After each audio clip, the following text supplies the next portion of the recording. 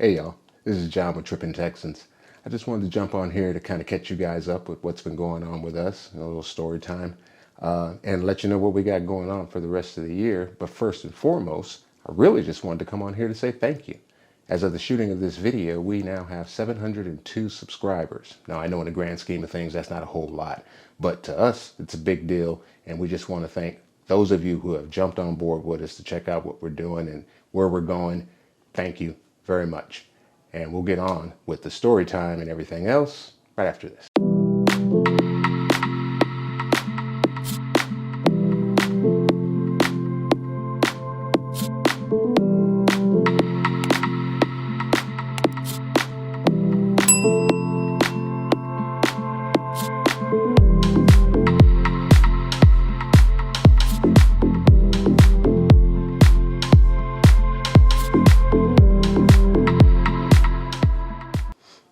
All right, so it's been a while since we've been on here, since we've put out any new content, and it is for good reason. We had 3 cruises booked earlier this year. We were supposed to be on the inaugural of Icon. I know you've seen a lot of great content coming out from a lot of great creators that were on there, and we hated having to cancel that one because, well, 1, we just really wanted to do it for the channel, and 2, there were a bunch of creators on board that we were really looking forward to meeting, and some that we've already met that we were looking forward to seeing again. The only thing we didn't miss is that price tag, because that thing was expensive. And we had 2 others booked in February and May that we also had to cancel. If you've been watching any of our videos from the last year, our Carnival series or our Ruby Princess series, on more than one occasion, you probably heard us mention Kelly's mobility issues and an impending back surgery that was going to come about. So when she was 14, she broke her back in several places, trampoline accident. But it got taken care of, and she continued cheerleading and gymnastics through high school and softball well into her 20s, almost 30. But fast forward a few decades, a couple of kids, 3 kids to be exact, and time, it eventually just caught up with her. So for the last few years, she's been dealing with slowly losing the feeling in her legs, which dealt with balance and feeling just how she was in space. So it just made her a little unstable. So we knew eventually we've been putting this off for too long and we had to get it taken care of. Being empty nesters, we downsized, lived in an upstairs apartment, and you can imagine coming off of back surgery and dealing with the stairs that she was already having problems with probably wasn't going to go in her favor, so we had to move.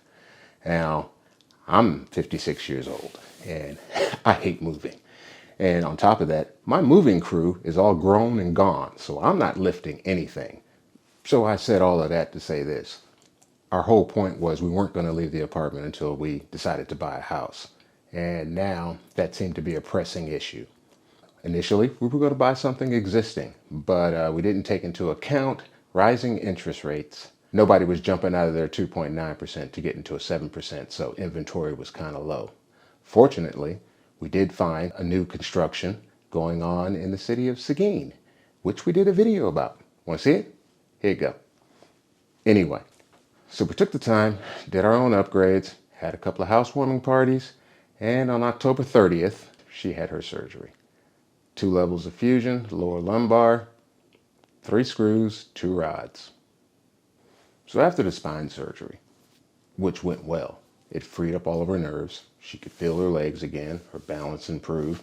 And after a couple of months and after a week, actually, in an inpatient rehab facility, she was back home. And in a couple of months, she was even off the walker. She could walk on her own. But with the nerves being freed up, she realized she had a significant pain in her hip.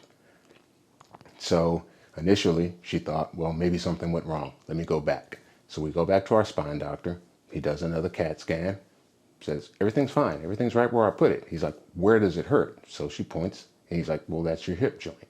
He does an x-ray of her hip and he says, well, it looks like it's bone on bone. You might need to go see an ortho. So we find an ortho here locally in Seguin. And we go in and see this guy. We'll call him Dr. W. Dr. W is an older dude, real, down to earth, knows what he's doing, has been doing it for over 40 years. And she goes in and explains everything to him. And he's like, all right. He's like, well, I'm going to tell you right now, I'm not going to look at you until I've done my own examination. I don't care what the x-ray said from your spine doctor. I need to determine, is it your hip or is it your back? He said, because I've had plenty of patients who've been bone on bone and they've had the surgery done by other people and they still have the problem. Doesn't necessarily mean it's your hip.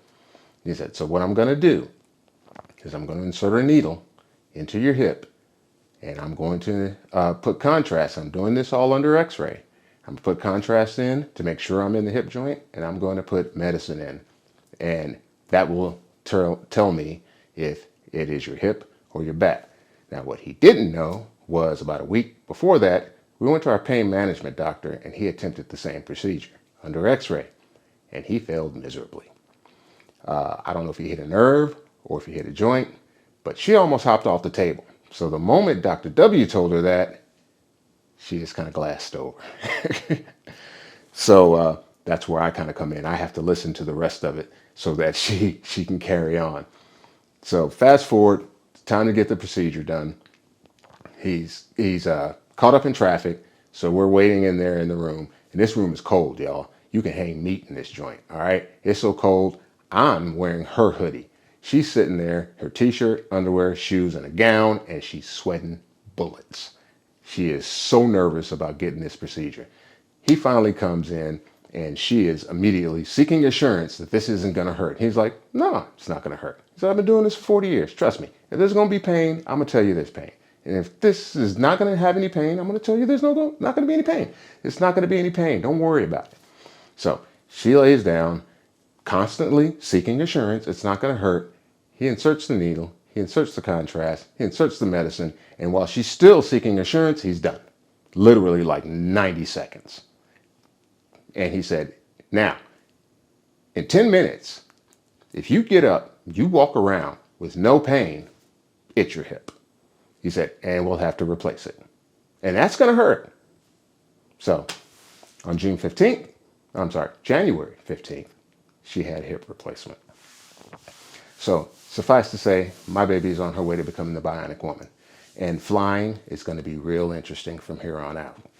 That being said, it was a bit of a psychological punch because she's back on the walker again after she had gotten off the walker, but she's gotten over that. She's doing fine, I assure you. And that pretty much wraps up story time. But going forward, we do have a cruise plan for later this year in November. We suspect she shall be in pretty good shape for that one. It's going to be on the cruise that we ended up canceling, Icon of the Seas. We got it at a better price. But in the meantime, before we get to that, we were thinking maybe we'd start doing a few lives. It'll give you guys an opportunity to know us a little better, give us an opportunity to know you a little bit better. You can keep up on Kelly's progress if you're interested. And if there's anything else you'd want to know, I mean, we'll do some cruise Q&A. Of course, it's a cruise channel, so we're going to talk about cruises. We're going to talk about where you're going. We're going to talk about where you've been. Same with us. We don't consider ourselves overall cruise experts by any means. You know, we've been on a few and we've come across a couple of gotchas. So if you got some questions, we'd be more than happy to answer them. And with Galveston having some new news that MSC is coming and they're building their 4th terminal, that'll be nice because they're going to bring probably at least 2 ships. So even though the itineraries are not going to vary very much, you know, you're still going to get either Roatan, Belize, Cozumel, or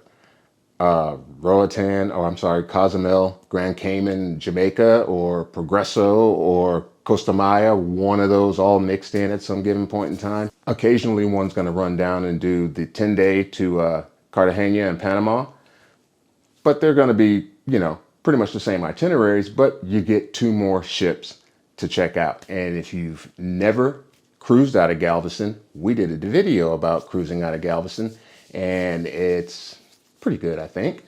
You'll catch it up here, and it has a free downloadable PDF that has links to everything that we talk about in that video.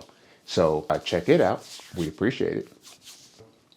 That's going to wrap it up for this video, I think, guys. If you're here and you're new here, we appreciate it if you'd hit that like button and go ahead and subscribe. Just try us out for a little bit, see what we're doing, and turn on that post notification bell so you'll know the next time we are doing something like this or next time we're tripping.